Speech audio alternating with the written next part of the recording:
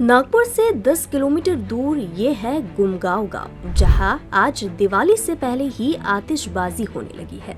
वजह भी खास है क्योंकि उन्हीं के गांव का बच्चा आज विश्व में मुकाम हासिल कर लौटा है।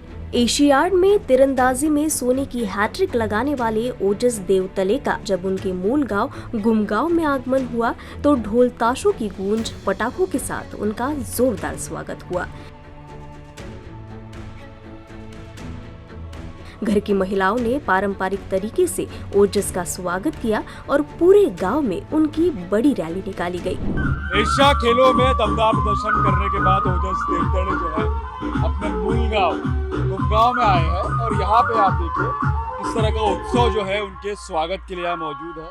ओजस देवतले खुद देखिए एक ओपन जीप में सवार है और यहाँ उनके साथ उनके परिजन मौजूद है और जोरदार तरीके से कुछ देर पहले जब हम यहाँ मौजूद थे तो जोरदार तरीके साथ में ढोल ताशों की धुन पर जो है उनका स्वागत किया गया है।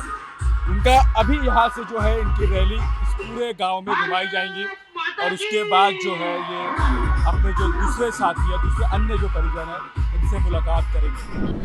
ओजस की इस उपलब्धि से अब हर कोई वाकिफ है, लेकिन हमारे पास कुछ ऐसे सवाल थे जिन्हें जानना बेहद अहम हो जाता है। मसलन देवतले परिवार और उनसे जुड़ा इतिहास और कई किस्से कहानियाँ।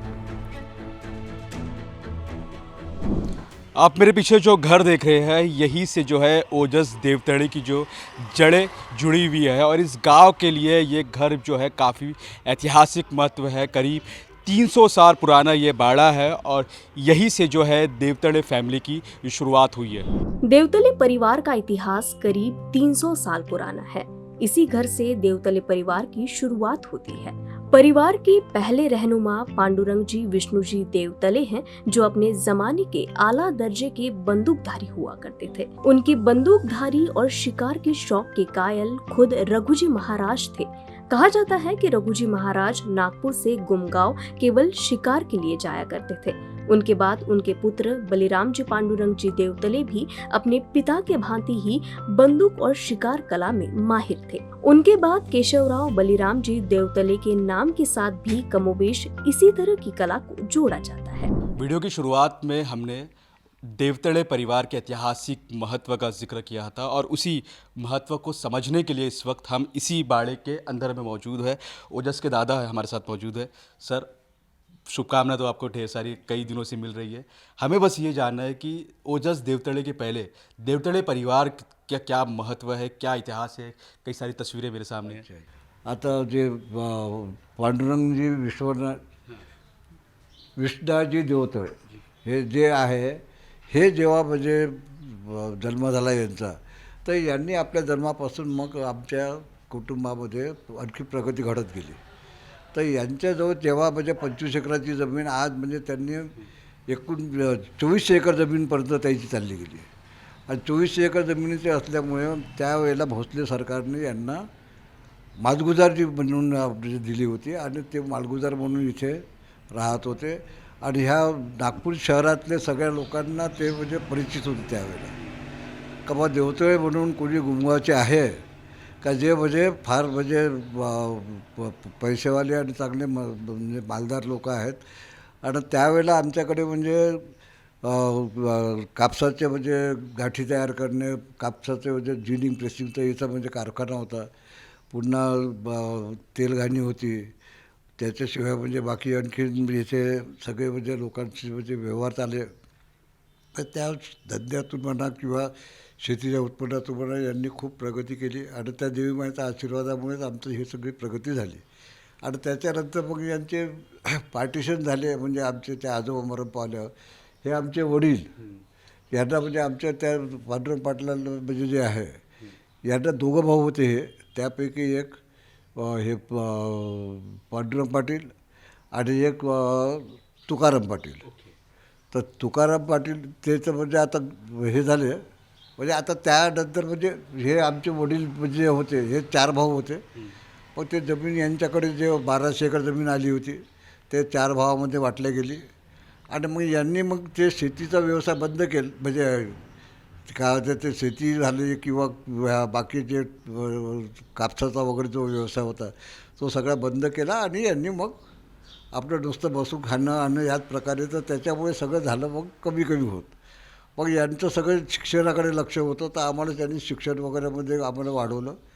आणि त्या याच्यातून आमच्या वडिलाला आम्ही दोघं भाऊ आहोत, तर त्यापैकी माझा हे एक जो आता जो ओजस देवतळे आहे, तर ह्या ओजस देवतळेचे वडील जे आहे त्याचे हे म्हणजे वडील आहे ओजस. मी तसा म्हणजे त्या प्रवीणचा काका होतो, परंतु आम्ही दोघेही भाऊ एकच कुटुंबात राहत होतो.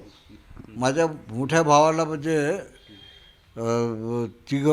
चार मुलं होते, म्हणजे 3 मुलं आणि 1 मुलगी, आणि मला 2 मुलं आणि 1 मुलगी, असे माझे असे. तर आम्ही दोघेही भाऊ असं समजत होतं का आपल्यालाच मला 3 मुलं आहे किंवा त्याला 4 मुलं आहे असं न सांगता आम्ही 7 जण आहोत, आम्हाला 7 मुलं आहे असं आम्ही सांगत होतो. आणि त्याप्रमाणे आम्ही आमचे हे 7 पोरं आहे असं समजून आम्ही आमचं जीवन आमच्या सोबत राहिलो आम्ही. एक और आम जानकारी है कि देवतले परिवार गुमगांव के रसूख परिवारों की फहरिस्त में सबसे आगे है। यहाँ के ग्रामीणों में एक बात प्रचलित है कि जहाँ तक नजर जाती है वहाँ तक की संपत्ति या जमीन देवतले परिवार के अधिकार क्षेत्र से जुड़ी रहती है, और यही कारण है कि उस समय रघुजी महाराज ने इस परिवार के कंधों पर मालजुगारी का अधिकार सौंपा था। ओजस इस हमारे पीढ़ी का एक 8वीं पीढ़ी में आता है कंटिन्यू। जिस पीढ़ी से हमारी पहचान होने लग गई थी वो राजे महाराजे रघुजी भोसले वगैरह इसकी भी पहले के से है यहाँ पे। और उसी समय से वो जो मालगुजारी जो बोलते बलूतेदारी वगैरह, ऐसे एक 12 गाँवों की यहाँ पे बलूतेदारी चलती थी। 12 जंगल उस समय हमारे अंडर में थे, परिवार के सदस्य में के थे, और तब से ये पीढ़ीजात परंपरा से चलते आ रहा है। जैसे उस समय में बंदूक वगैरह निशाना लगाना, इस तरीके का अनेक ऐसा प्रकार चलता था।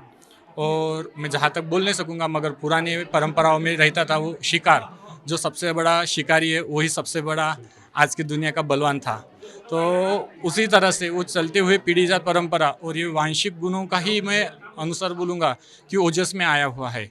आज वो इस पीढ़ी में जो निशाना लगा रहा है आर्चरी में, जो इसने आज 3 गोल्ड लिए हैं, तो ये देवतले परिवार का एक चलते हुए जो खून में आता है बोलते वंश, तो वो वंश उसमें आया है। ये बदलते समय के साथ परिवार के गौरवशाली इतिहास में भी परिवर्तन आया है।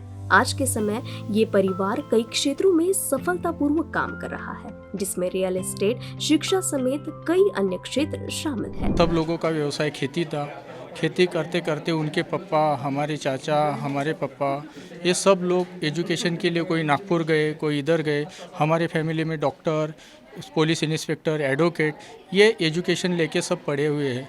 अब रह गई बात हमारी, एक्चुअली मेरा परिचय जो है, तो मैं एक्चुअली एक एग्रीकल्चर फार्मर था, उसके बावजूद टैक्सी में ड्राइवर था। 6 साल टैक्सी चलाने के बाद मैं खुद का एक डेवलप बिजनेस करके आज मैं एक पेट्रोल पंप का व्यवसाय कर रहा हूँ। ये हमारा परिवार बहुत बड़ा परिवार है। कोई डॉक्टर एजुकेशन लाइन में से ज़्यादा जुड़े। एक फैमिली तो टोटल डॉक्टर लोग हैं उनके घर में, जिनका बुट्टीपुरी में माया हॉस्पिटल है, बहुत बड़ा हॉस्पिटल है बुट्टीपुरी में। दूसरी फैमिली जुड़ी है एजुकेशन डिपार्टमेंट में, उनका स्कूल है टाकाघाट में अमर हाई स्कूल, और एक फैमिली जुड़ी है खेती में। ऐसे 3 जो हमारे पंजुबात है उनके परिवार का ये सब सदस्य लोग हैं। इस परिवार का इतिहास करीब 3 शताब्दी पुराना है। जमींदारी से शुरू हुआ इस परिवार का पेशा अब शिक्षा के क्षेत्र में और कारोबार के क्षेत्र में फल फूल रहा है। सबसे खास बात इस परिवार की जो 7वीं पीढ़ी है ओजस देवतड़े, जिन्होंने तीरंदाजी के क्षेत्र में गोल्डन हैट्रिक लगाकर इस परिवार के गौरवान्वित इतिहास में अपना अहम योगदान दिया है। नागपुर से वीडियो जर्नलिस्ट दीनू सातपुते के साथ मैं फैजल खान, यूसीएन न्यूज़ के लिए।